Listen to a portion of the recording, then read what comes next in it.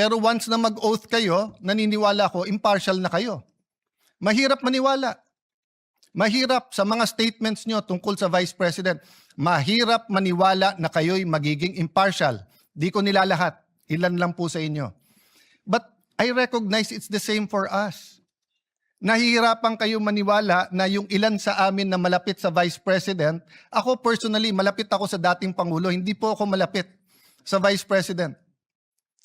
Pero kung ako'y maniniwala na kayo'y pwedeng maging impartial, why can't you give us the benefit of the doubt that we can also be impartial? Even Senator Padilla, who's very close to the Vice President, na ang dami ng statement, sabi niya, kaya nga nagsasalita bago mag-oath kasi once na mag-oath, susundin niya yun. Ako po'y Kristiyano, siya po'y Muslim. Pero pareho kaming naniniwala, brother, di ba? Na once nag-oath ka, kasalanan sa Diyos ang wag sundin yung oath. So, Madam President, it's a two-way street. What's the difference? The difference is the minority keeps speaking outside the session hall na hindi natin basta't masagot. Senator Amy is speaking in the session hall na lahat sila ay pwedeng tumayo. Number 2, outside the session hall, walang out of order. Dito po meron. I'll go to that later kasi meron naman po tayong rules at may way forward tayo. But the first thing po, yung binansagan po ang majority na ang dahilan daw po ay yung impeachment. We've proven that wrong. In fact, I'll ask for another caucus tomorrow to finalize matters regarding the impeachment because on Thursday, may final meeting naman yung secretariat, yung magiging clerk of court, and we want to get your inputs. Secondly po, Senator Bato, he's a member of this establishment. He is entitled to go here and to vote. Bakit naging issue na pumunta dito para bumoto lang? The leadership of the Senate determines the direction of the Senate. The Senate is the last line of defense when it comes to democratic issues or issues that affect our democracy. That's been the history of the Senate, pre-martial law and after martial law. Kaya nga yun ang hinala, bakit inabolish ng martial law?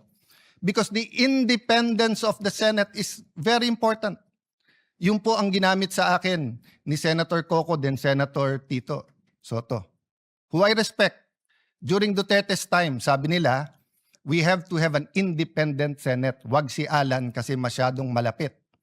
Well, I'm the first one now of 4 SPs since 2022 na hindi ko makiklaim na malapit sa presidente. Have any one of you given us the benefit of the doubt that we will have an independent Senate? Hindi ko na narinig yun eh. Panay sinong malapit sa Malacanang? O yan, walang gagawin niya kundi lalabanan ng Malacanang. Eto ganyan. Yan ang usap-usapan. That's the not so secret.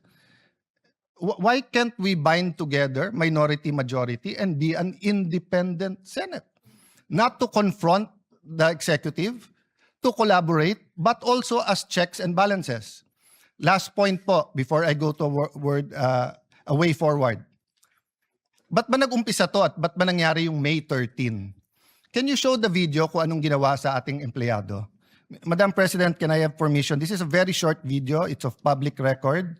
I just like, and I want to honor Senator Migs kasi siya tumayo at sinabi yung ginawa kay Terence Lim ay hindi tama. But I didn't know na ganito pala ang problema. Wag na yung buong video ng buong pangyayari ng May 11. Yun lang pong ginawa kay Terence Lim.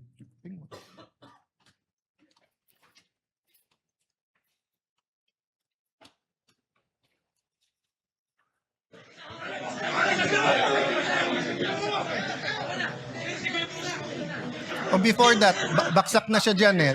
Before that, yung palabas pa lang.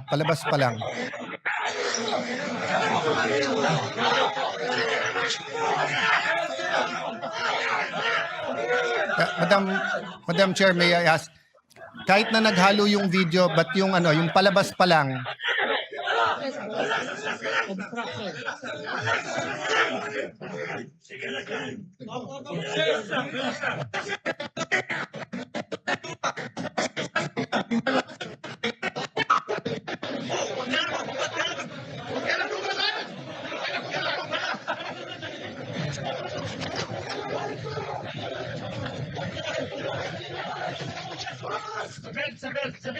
Okay, can you, I will say what it is, but can you show the video yung from the start, yung nanggagaling sa loob? Okay, so what happened is that we ordered, arrested, because they're held in contempt, yung mga NBI agents who nakipaghabulan kay Senator Bato.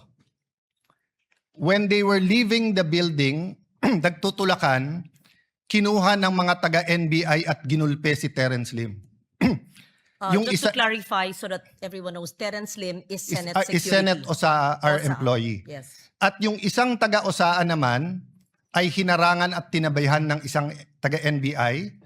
Nung gulpi at dapa na siya, lalo pang ginulpe, ayaw siyang palapitan sa medical. At nung siya'y binuhat, dinadala siya at pinosasan at dadalin siya sa sasakyan ng NBI para dalhin sa NBI. Okay? That's inside our premises. Have I heard anyone say that the dignity of the Senate is at stake here because the NBI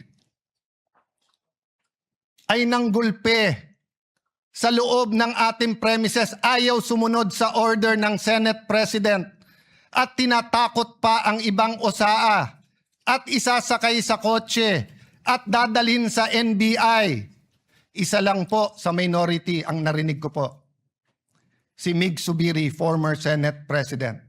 Did you ever hear me say anything about that? No. Because we're all waiting for the independent investigation. Do you have the video para kitang-kita? Okay. Guys, kanina ko pa sinasabi, excuse me, Madam President. We have the video. Can you show the whole video? Kahit yung ano, yes. yung palabas pa lang, kahit na sabihin yung hindi kitang-kita siya doon. Mula sa simula, please, yung video. Yung palabas pa lang sila Terence doon sa harap. Who's in charge of the video? Oh. Yes, may we request While they're preparing it, Madam Chair, to show the video this is from the what start. will set the tone of why our Osaa was on high alert on Tuesday and Wednesday. And that is why they were wearing vests, and that is why they had to have weapons. Because the NBI was treating the Senate like a palengke. Oh, ayan, is that it?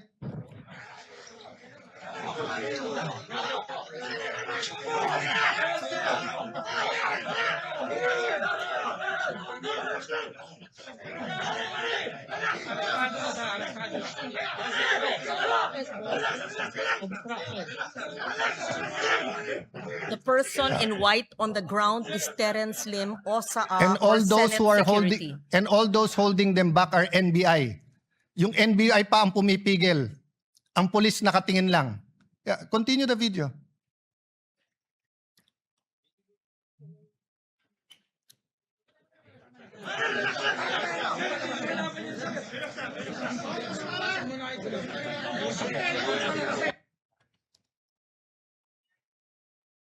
No, show the whole video, yung hanggang binitbit sa kotse. O kaya yung CCTV. Hindi pa nakita nung maraming senador to. Madam Chair, that's one reason na hindi ko sinisisi yung iba sa minority. Kasi ako mismo, hindi ko nakita yung buong video.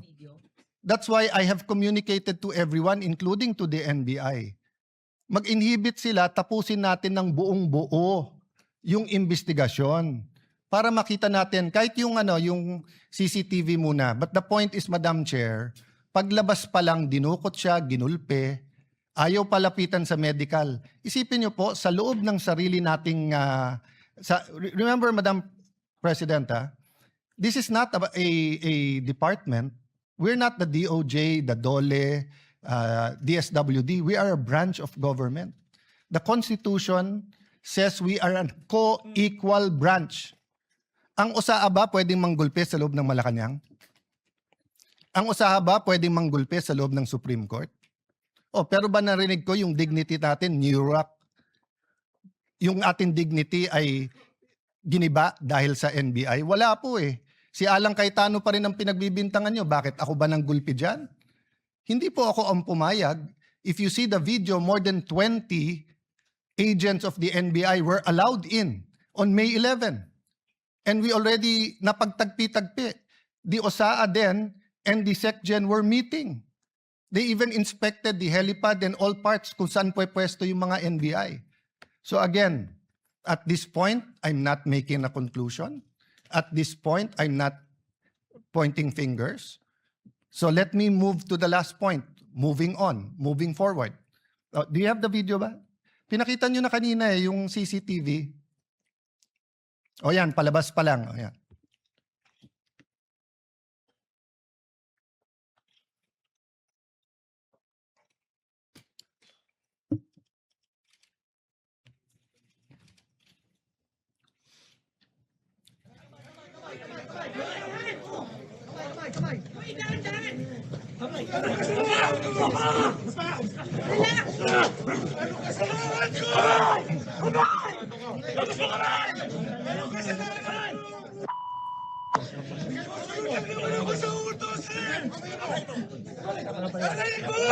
Ilabas mo kamay mo!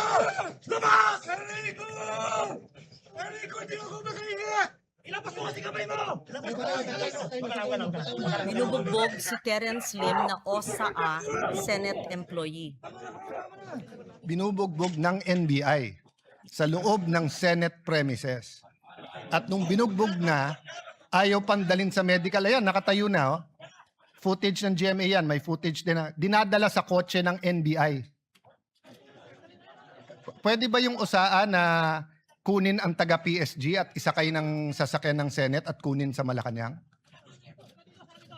Pwede ba yung USAA pumasok ng Supreme Court at kunin yung isang security ng Supreme Court at isakay?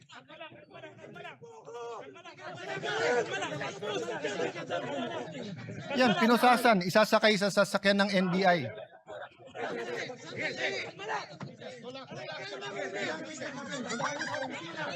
Tingnan nyo sa kaliwa, yung mga taga-NBI, pinipigilan yung ibang USAA na tulungan si Terence.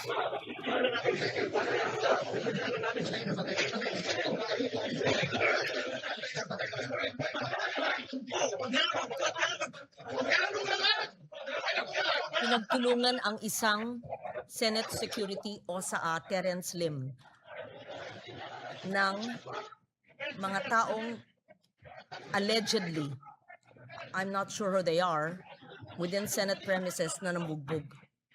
Yung punot dulo nito ay hindi tayo sigurado kung ano ang kanilang gustong gawin.